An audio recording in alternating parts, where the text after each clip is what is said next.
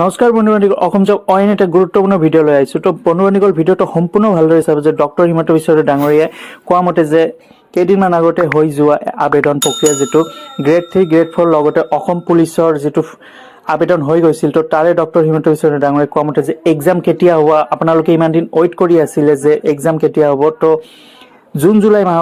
অহা June July মাহত exam আৰম্ভ হ'ব। তো ডক্টৰ হিমন্ত বিশ্ব শৰ্মা ডাঙৰীয়াই কোৱা মতে যে ভিডিঅ'টোৰ যোগেদি আপোনালোকে চাব পাৰে। তো ভিডিঅ'টো সম্পূৰ্ণ ভালদৰে চাব আৰু লগতে বন্ধু-বান্ধৱীসকল যিসকলে নতুন ভিজিট কৰি আছে মোৰ চেনেলটো ছাবস্ক্ৰাইব কৰি বেল আইকনটো প্ৰেছ কৰি দিব। তো আহক আমি ভিডিঅ'টো আৰম্ভ কৰোঁ। আপোনালোকে চাই লওক যে ডক্টৰ হিমন্ত বিশ্ব শৰ্মা ডাঙৰীয়াই কোৱা মতে যে অহা জুন জুলাইত ফিজিকেল ষ্টেণ্ডাৰ্ড এক্সাম আৰম্ভ হ'ব, লগতে গ্ৰেড 3 গ্ৰেড 4ৰ এক্সাম আৰম্ভ হ'ব। তো ভিডিঅ'টো আহক আমি আৰম্ভ কৰোঁ। তাৰো ইণ্টাৰভিউ অহা মাহৰ পৰা আৰম্ভ হৈ যাব। দুই এজন ল'ৰাই মোক আহোঁতে সুধিছে যে দাদা পুলিচৰ নেক্সট দৌৰ কেতিয়া হ'ব? আমি জুন জুলাই মাহত পুলিচৰো দৌৰ আৰম্ভ কৰিম আৰু থাৰ্ড গ্ৰেড ফ'ৰ্থ গ্ৰেডো নতুনকৈ পৰীক্ষা পাতিম। ৩৫,০০০ ল'ৰা ছোৱালীয়ে আৰু নতুনকৈ চৰকাৰী চাকৰি পাব।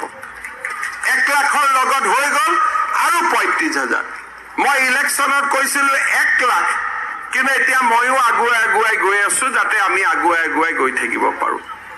শ্ৰদ্ধাৰ ৰাইজ, আজি আমাৰ অসমখনত বিনামূলীয়া স্কুটি, বিনামূলীয়া চাইকেল,